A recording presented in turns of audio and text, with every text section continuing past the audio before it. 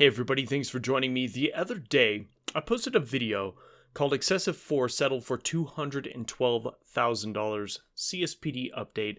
That original video can be found right up here in the info card above. However, I said in that video that I was going to link an article to a CNN interview with one of the brothers and a lawyer from the ACLU that aired on CNN. I failed to do so because the video ended up being about 30 minutes long.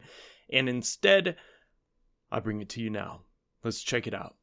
Ryan Brown and his brother Benjamin were pulled over by Colorado Springs police. This is back in March. Ryan was in the passenger seat. He hit record on his cell phone. Here's what happened next. What's the reason why you pulled us over, officer? I'm recording this. Police officers pulled us over for no reason.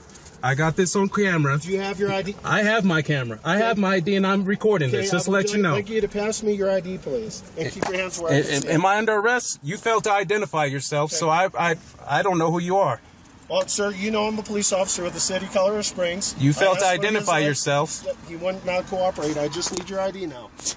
You failed to identify yourself. My hands are visible. I have the recorder recording. My brother is being put in handcuffs. We're pulled over for no reason. He still had not identified why he's pulled us over.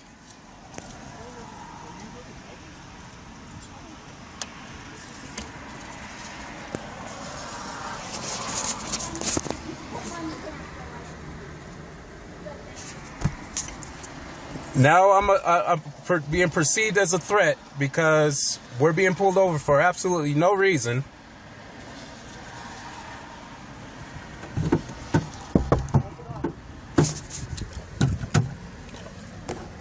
Am I being placed under arrest?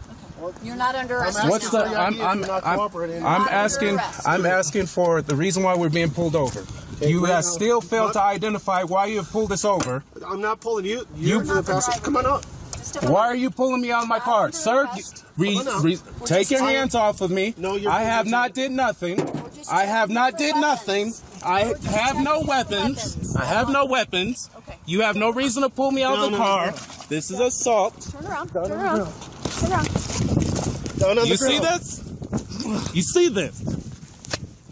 Excessive force. Obviously, they've just shown the original video. Absolutely disgusting. Abuse of power and excessive force. And with his face down in the grass, you saw the video in. The brothers say the officers stopped the recording. They were placed in police cars and served for resisting and interfering with a public official. They ended up being charged with a few other minor offenses. And the man you saw there, Ryan Brown, he now joins me. He is joined by his attorney, Daniel Recht, former chairman of the ACLU of Colorado. And with me here in New York is Steve Rogers, an expert in community policing and a retired detective lieutenant of Nutley, New Jersey. Now, pay attention to this detective on the left-hand side of the screen. I'm not 100% sure why CNN brought him on specifically, but it seems as though he was brought on solely to discredit the Brown brother. That's just his name. He's Mr. Brown. Police. So welcome to all of you.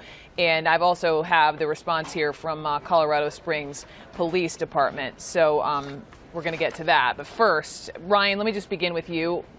We saw some of obviously what happened because of, you pulled out your cell phone. But my first question is, what happened between when police pulled you guys over and to when we see your brother getting handcuffed out of the driver's side of the car? Yes. First of all, I want to say thank you for having me. Sure. The officer, when he pulled us over, he approached the vehicle. He asked my brother. He asked him for his license. That was the first thing he asked for. My brother explained to him that, hey, I don't have my license on me. Right. We live right here. We're right down the street. We live a couple houses down. He explained that to the officer. I have no problem getting my license for you.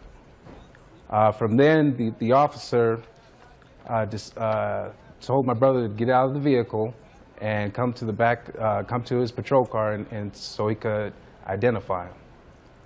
At that point, I told the officer, you know, unless my brother's under arrest, I don't understand why he has to get out of the vehicle. Apparently, I guess the officer didn't like my response to that. He didn't like that. He opened the door. He pulled out his taser. He armed his taser. He pulled my brother from the vehicle. And that's when I told my brother, you know, just get out and, you know, comply with his orders. And then from that point, that's when I grabbed my camera and started recording. So were the two of you arrested? What happened after the video ended? I was placed in handcuffs and thrown in the back of the cop car for it seemed like forever, about 30, 40 minutes. And then they let you go? Then they let me go. They served me and released me. Okay. Initially, oh, I'm sorry. No, initially, please, they go ahead. told me that I was going to be placed under arrest. Okay, okay. I just want to walk through this step by step by step, and I have police detective sitting next to me because I have a couple of questions before I want you to continue, Ryan, with you. So, Steve, when you look at the police report, it indicated that traffic stop was driving slowly in a high crime area. Can you just explain that to me first? Brooke, you know, you and I have talked about how everything boils down to training. Right. Had the officers had reasonable suspicion, and that's a key word, that these individuals were armed and dangerous, then what they did was appropriate to protect themselves. But that was not the case. When they stopped this individual to begin with, they should have told him why they stopped him. Everything went downhill after that. Officer D. Nelson threatening arrest with no reason? Lack of training? You don't say. Because, Ryan, let me just jump back in. To be crystal clear, you know, and you hear your voice asking, why are you pulling me over? Identify yourselves. Did they ever explain to you why they were pulling you over and answer the other questions you were asking? And he had... Absolutely not.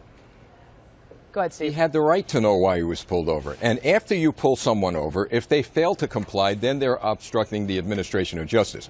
But he did ask. I saw the video. He did ask dozens of times, why am I being pulled over? And what puzzled me also was he asked if he was being placed under arrest, and they clearly said no. And then he was dragged to the ground and handcuffed. So it's very puzzling as to how this incident occurred. I think there's a lack of training. And that has to be addressed. Okay, let me get back to the training, but also just to be fair to the Colorado Springs Police Department, here's what I have. It's just a line. The police department was told they cannot comment on the case because it's an active investigation. We reached out, so there's that. My other question, Ryan, your brother was getting handcuffed. You know, you obviously pull your cell phone out. Did the officers explain to you why your brother was being handcuffed? Absolutely not. Okay, so you mentioned that they just no, go ahead. I'm sorry. No, they just pulled him from the vehicle, placed him in handcuffs for apparently no apparent reason. At least we were given none.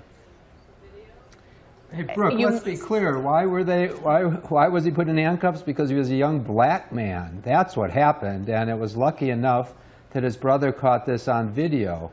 And in the beginning of the video, you'll see outside of the passenger side window, and the passenger, my client sitting next to me, did nothing wrong. A gun has already been pulled on him. When he starts the video, there's a gun on his head right from that second forward. And he had done nothing wrong, except be a young black man. I got to tell you. You got to jump in. When people throw the race card into every single police incident, it does boil my blood. These police officers, they have some explaining to do, but to say it was because of race is really unfair. The police officers, look, we had an officer die in the city of New York last week. You know why? Because he asked the question, what's in your waistband? And that guy killed him. So these police officers have to look out for their lives. I'm not saying what they did procedurally was right, but that's what we're discussing. What they did procedurally wrong, not race, for goodness sakes. I think the thing that this detective is missing is the reason that they were procedurally wrong was because they were racially motivated. Otherwise, there probably would have been no problem in the first place. That I was, when the officer pulled us over and he noticed that he pulled over a couple of brothers, it escalated. To have us pulled out of the vehicle for no apparent reason, to have us thrown to the ground, have my face shoved into the snow for just asking the question, I feel that's excessive. And I'm hard-pressed to believe if that was a couple of individuals in a nicer neighborhood. Unfortunately, that's where the video that I've been able to find ends. If you can find the end of this video, please let me know. However, I've searched far and wide and have been unable to find the full interview. Regardless, that's all I got. Just wanted to add this addendum to my previous video. Thanks for tuning in. Remember to like, comment, subscribe, and share. And I'll see you in the next one.